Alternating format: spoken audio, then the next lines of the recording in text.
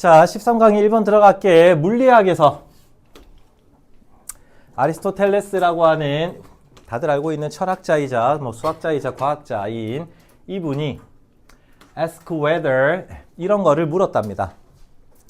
whether이라고 하는 인지 아닌지라는 이 의미의 접속사가 사실 기능적으로는 우리가 많이 쓰는 접속사 that과 똑같이 명사절이라는 걸 만들기 때문에 지금 문장에서처럼 목적어 혹은 주어나 보어 같은 것들로 문장의 구성 성분의 역할을 할 수 있는 게 whether입니다. 자, 혹시 생태계가 원래 nature이란 단어는 본질이나 성질로 해석 많이 해야 되는데 여기서는 진짜로 생태계로 갑시다. 자, 생태계가 수거 하나 체크. for the sake of는 뭐뭐를 위해서. 수능보다는 토익이나 탭스라고 하는 시험을 치르게 되면 엄청나게 자주 사용하는 표현이 될 겁니다. 어떤 무언가를 위해서 우리의 생태계가 일형식 동사 작동을 하는지 안 하는지에 대해서 이제 아리스토텔레스가 궁금함을 가졌답니다. 즉 생태계도 어떤 의도가 있는지 없는지에 대해서 궁금했다는 얘기야. 자, 그 아리스토텔레스는 하나의 어카운트 뜻 뭐야? 지난 시간에 했던 단어네. 오케이, 설명 좋습니다. 예. 어카운트는 수거들이 좀 많으니까 수거 좀 체크하고 갈게. 네, account for이라고 하면은 뜻이 또 두 개입니다. 좀 안타깝지만 1번 뜻은 지금처럼 설명하다의 설명의 동사로 설명하다라는 뜻을 가질 수 있고 그 다음에 두 번째 뜻으로는 어떤 비중이나 비율을 차지하다라는 동사의 뜻도 있기 때문에 조금 안타깝지만 두 개를 다 외우셔야 됩니다. 그리고 지난 시간에 나왔던 account를 활용했던 수거는 요거였어. take into account가 지난 지문에 나왔던 건데 요 녀석은 우리가 아는 동사로 좀 취급을 하면 consider이라는 동사처럼 고려하다라는 뜻으로 해석을 하셔야 됩니다.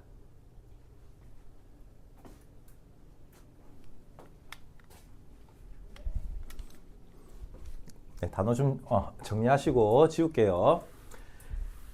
자, 아리스토텔레스가 비에 대한 설명을 제시를 했습니다. 그 비라고 하는 친구를 물이랑 동격으로 설명을 했네. 관계대명사 대수로 물을 한 병 선행사로 삼아서 꾸며볼게. 자, 1차적으로는 상승을 하게 되고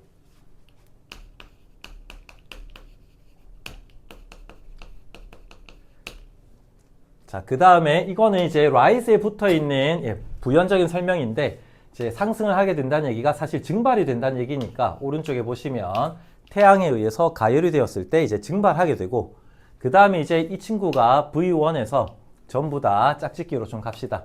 여기 S, S, and 다음에 S.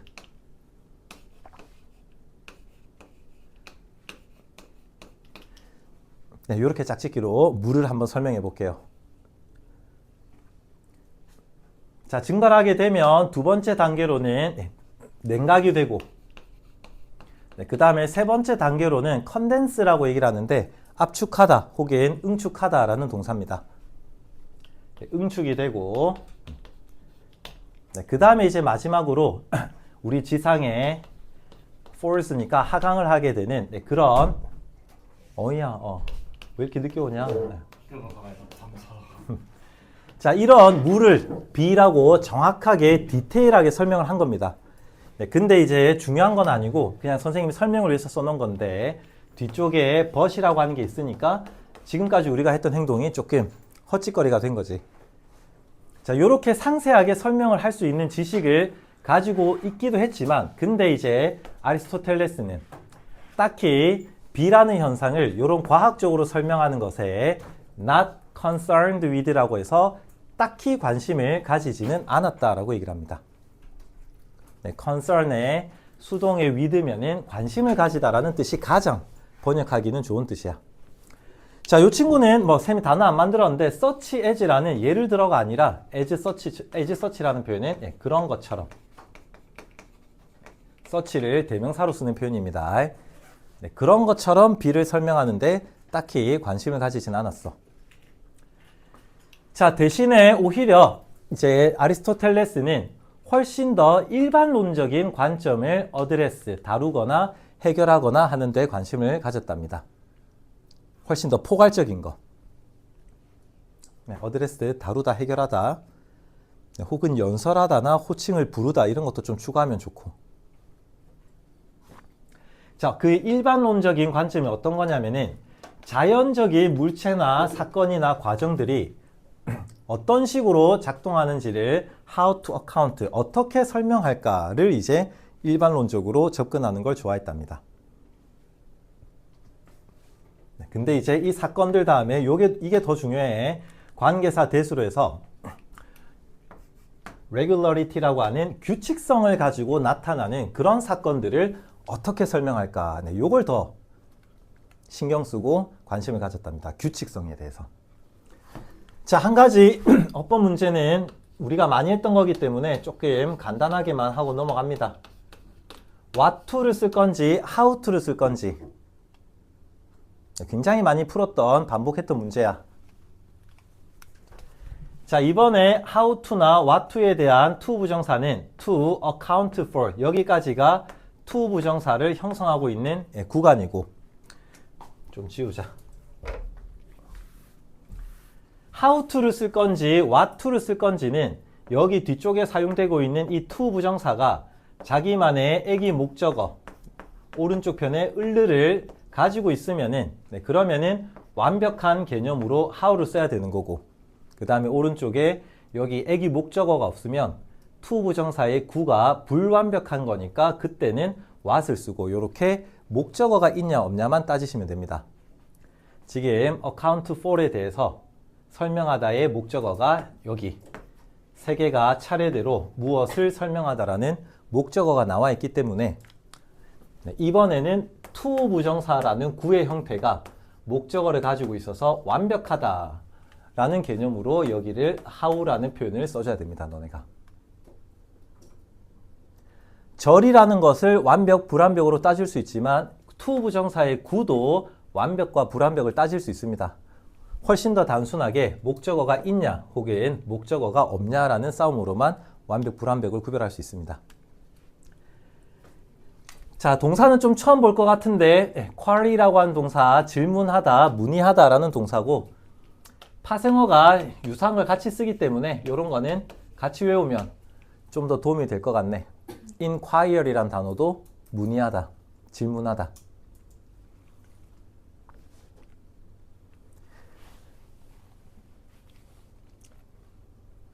자, 아리스토텔레스는 오히려 어떤 거를 좀 궁금해 했냐면은 우리 사람들의 앞니의 날카로움. 네, 그리고 요 단어가 지문에 쓰이는 건 처음 보네. 요거는 이제 초등학교 영어 학원 같은 데서 선생님들이 이제 애들 재밌게 해주려고 개그로 많이 쓰는 그런 단어인데. 예를 들면 초등학교 수업이면 초등학교 영어쌤이 규민이한테 이렇게 물어보지. 규민아, 어금니가 영어로 뭔지 알아? 이러면 이제 애들이 어금니 같은 거는 들어본 적이 없을 거니까 대부분 다 친구들이 몰라요 이렇게 대답을 할 거란 말이지. 그러면 이제 쌤들이 오 박수 치면서 어금니를 어떻게 하냐고 이렇게 얘기하는 장난치는 단어거든. 근데 여기 있는 몰라가 어금니입니다. 어금니. 이렇게 개그 칠 때만 내가 많이 써봤지 실제 지문에서는 처음 보네. 자, 혹은 어금니에 그리고 요 형용사는 외우자 얘기들아. blunt는 뭉툭한, 무딘이라는 단어야. sharp의 반의어입니다. 자, 그러니까 이제 어금니의 뭉툭함. 네, 요 두 가지가 합쳐진 그 우리 사람들의 구강 구조가 어떤 하나의 coincidental이라고 하는 우연의 일치인지 아닌지를 궁금해했습니다. 네, 지난 수업 시간에는 coincidence라고 해서 명사용으로 우연의 일치가 나왔었습니다. 지난 수업 시간에. 자, 그렇게 한 다음에 우연의 일치인지 아닌지를 궁금해했고 1차적으로 좀 지우고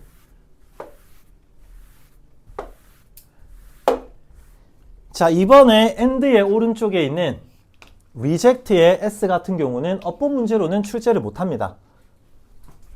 네, 요 친구랑 짝을 지어도 s고 어디 갔니? 쿼리 있어. 여기 있네. 요 친구랑 짝을 지어도 어차피 s이기 때문에 스펠링상으로 존재할 수 있는 스펠링은 s밖에 없습니다. 여기는. 네, 그렇다고는 하더라도 이 구강 구조가 거절을 했는지 아니면은 아리스토텔레스가 거절을 했는지에 대해서는 우리가 해석을 위해서는 그래도 여기 있는 reject의 s는 앞쪽에 있는 quarries랑 짝짓기가 되는 것 정도는 그래도 눈으로는 보셔야 됩니다. 이 정도는. 자, 요런 게 우연의 일치인지 아닌지를 궁금해 한 다음에 두 번째로 아리스토텔레스가 했던 행동은 그 확률이나 가능성을 단호하게 거절을 했다라고 얘기를 합니다. 네, 그러면 이제 독해력적으로는 여기서 얘기하는 그 확률은 쌤이 적어놨지만 이런 구강 구조의 생김새가 우연의 일치일 가능성을 아예 스스로 거절을 한 거죠.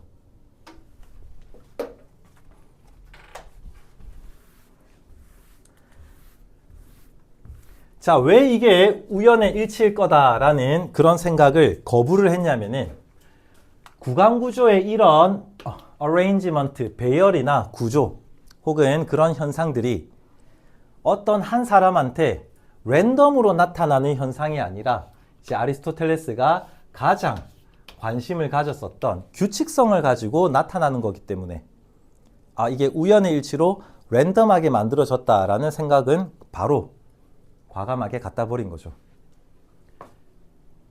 네, 그리고 이제 그런 규칙성이야말로 빈칸과 연결이 되어 있다라는 빈칸 추론 문제가 나오네. 이 정도 와도 바로 풀 수 있죠. 뒤쪽에 내용을 살짝 보기는 할게. 내용은 되게 쉽습니다. 자, 앞쪽이 앞니의 날카로움은 오형식 동사 그 치아들로 하여금 이번에는 티열이 아니라 태열입니다.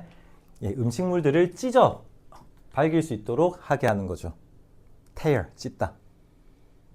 네, 반면에 우리 치아들의 뒤쪽 이 어금니들의 뭉툭함, 아까 나왔던 blunt라는 형용사의 명사야.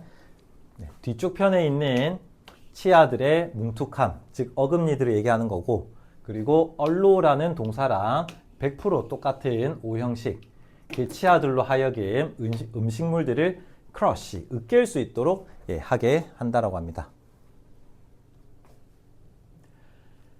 자, 두 개 다 우리가 섭취를 한다는 거에서는 쓸모가 필수적인 거고 어떻게 보면 쓸모가 있는 거고 아리스토텔레스의 관점에서는 모든 이런 자연적인 현상들은 발생을 하게 되는데 정답은 이미 다 나왔지만 요거 단어 뜻 좀 뉘앙스 좀 잡고 갑시다. 기분이라고 하는 과거 분사가 이렇게 명사를 수식하는 형용사 역할하는 분사로 나왔을 때의 기분 뜻이 뭡니까? 참 여러 번 했던 단어야.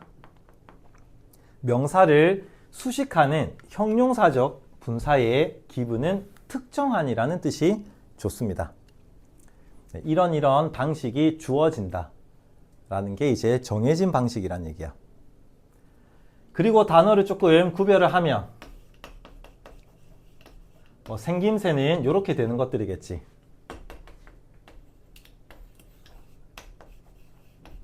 자, 이렇게 명사를 꾸미는 분사가 아니라 컴마를 동반해서 두 개의 문장을 연결하는 접속사적인 기능을 하는 분사 기분의 뜻은 요건 좀 외우셔야 됩니다. 뭐뭐라는 점에서 이렇게 구별은 좀 하셔야 됩니다. 여기 특정한 방식이 바로 이 빈칸 추론의 정답이죠. 생태계가 랜덤으로 무작위로 작동을 하는 게 아니라 특정한 방식으로 규칙성을 가지고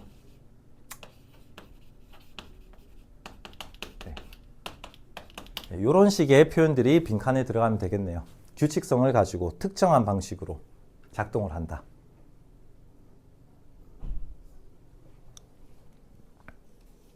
네, 이렇게 하시면 1번은 사실 3학년 수준이라고 하기 조금 어려울 정도의 굉장히 쉬운 축에 속하는 추론 문제입니다. 정답 4번 purposefulness라는 의도나 목적이라는 단어가 정답이 되셔야 됩니다.